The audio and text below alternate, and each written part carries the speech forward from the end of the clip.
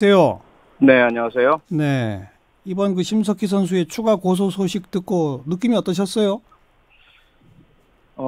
심석희 선수가 겪었을 그 고통이 이렇게 좀 그려지고요. 앞으로도 쉽지 않겠구나. 많은 그 유사한 미투 피해자들이, 악의적인 그런 그 왜곡이나 또 비난 등에 많이 시달리시거든요. 네. 그것 때문에 좀, 가슴이 좀 아팠고요. 예. 반면에 유사한 피해를 겪었으면서도 알리지도 못하고 혼자 소가리만 하는 다른 피해자들에게 힘을 주는 대단히 그 용기 있는 결정이라는 점 때문에 많은 고마움을 또 느꼈습니다. 일단 뭐 조재범 코치 측에서는 뭐 전혀 사실이 아니다라고 부인하고 있는데 이게 사실관계가 드러날까요?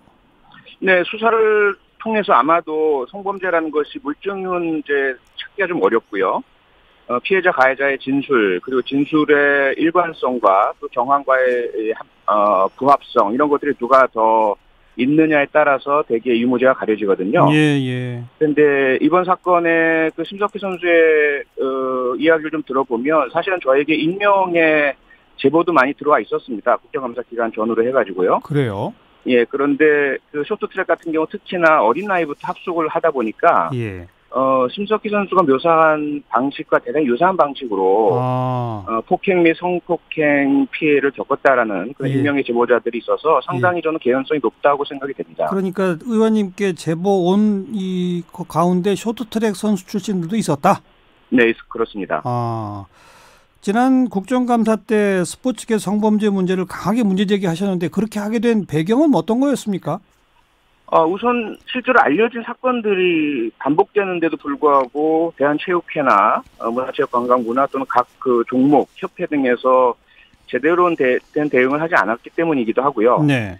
알려지지 않은 사건들이 훨씬 더 많고 이 스포츠계의 특성상 좀 군하고 좀 유사하거든요. 대단히 폐쇄적이고 상하 관계가 있고 피해자 가해자를 고발할 경우에 자신의 경력을 완전히 포기해야 되는 문제가 있고요. 네. 그래서 그냥 두어서는 안 되겠다라는 생각이 많이 들어서 예. 국정감사를 통해서 많이 좀 문제 지적을 하려고 했었습니다. 종목 불문입니까? 스포츠계가? 종목 불문입니다. 그래요? 사실 작년에 알려진 것만 보더라도 2월에 테니스, 3월에 리듬 체조, 또 3월에 태권도, 아시겠지만 바둑에서도 그런 문제가 있었고요. 빙상, 검도, 배구는 국가대표 여자 선수들이 대회 참가를 위해서 출국하기 직전에 술 취한 트레이너와 코치가 여자 선수들에 대해 성추행을 하는 바람에 대회 출전도 못하는 일들도 있었죠. 어허, 예. 아니 그렇게 쭉 불거질 대로 불거졌는데 체육회나 뭐 관리 당국 그리고 뭐 각 연맹들은 뭘 하고 있었던 겁니까? 나름대로 불거지면 다 그 대응을 하고 조사하고 하긴 합니다. 네. 근데 근본적인 문제가 뭐 잘 아시겠지만 또 반복적으로 지적됐지만 체육계가 너무 그 폐쇄적이고요. 예. 특정한 인맥 중심으로 협회 그리고 뭐 코치, 감독, 대학, 진학 문제 이런 게 다 연결되어 있다 보니까 네. 진실이 밝혀지는 예가 거의 없습니다.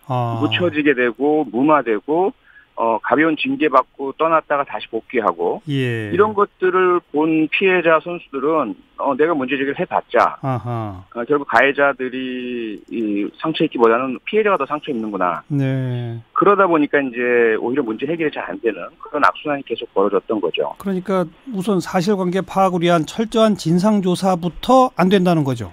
그렇습니다. 그리고 처벌은 미온적이 될 수밖에 없고. 네, 그렇습니다. 그다음에 다시 돌아온다는 거죠. 네, 다시 지금 통계상으로 보면 성폭력이 그나마 밝혀져서 중징계를 받은 그 임원이나 코치 감독들 중에도 38%가 나머지들도 바로 그 자리로 복귀는 아니지만 다른 지방의 뭐 협회라든지 또 민간의 일자리라든지 이렇게 같은 그 종목 스포츠계에서 일자리를 또 찾고 있습니다. 예. 아까 전화 연결 상태가 고르지 못해서 잠깐 안 들렸는데 그러니까 중징계를 받은 사람도 38%가 다시 돌아오더라. 네, 바로 직후에 돌아온 게 38%고요. 네, 시간이 좀 흘러서 돌아온 수는 훨씬 더 많죠. 근데 네. 그걸 추적 조사는 아직 못하고 있고요. 예. 그다음에 같은 자리가 아니라도 다른 지방의 협회라든지 네. 다른 학교의 코치라든지 이렇게 해서 복귀한 예는 대단히 많습니다. 게다가 뭐 국내에서는 이제 영구 제명한다 이러니까 외국 팀으로 발탁이 돼서 그럼 결국 국제 대회 나가면 또 만나는 거 아니냐 이런 얘기도 나오더라고요. 네, 특히 우리 그 엘리트 스포츠가 워낙 국제 성적도 좋고 하다 보니까요. 예. 외국에서는 상당히 좀 인기가 있거든요, 지도자들이. 그러니까요.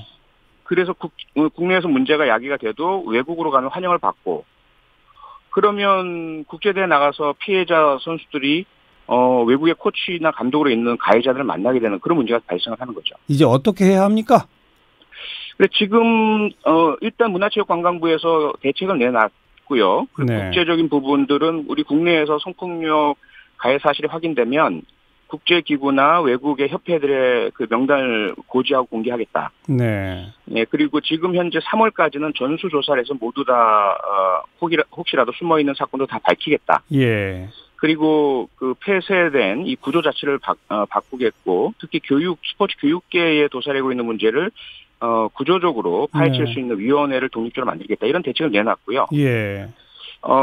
상당히 적절하다고 생각이 되지만 그런 대책들이 실효성 있게 뿌리 내릴 수 있도록 좀 더 세심한 관심이 필요하다고 생각됩니다. 진작에 전수조사 같은 거 했어야 되는 거 아닙니까 이미? 했었어야 하죠. 했었어야 하는데 사건 발생하면 해당 종목, 해당 지역, 해당 국가대표에게만 조사를 실시하고 전수조사로 확대하진 않았었습니다. 그게 상당히 패착이었다고 생각이 됩니다. 네. 이제라도 전수조사하고 위원회도 만들고 한다. 그런데 이걸 누가 관리 감독하고 감시할 그런 그 시스템도 있나요? 현재 대한체육회의 스포츠 윤리센터가 있고요. 어허.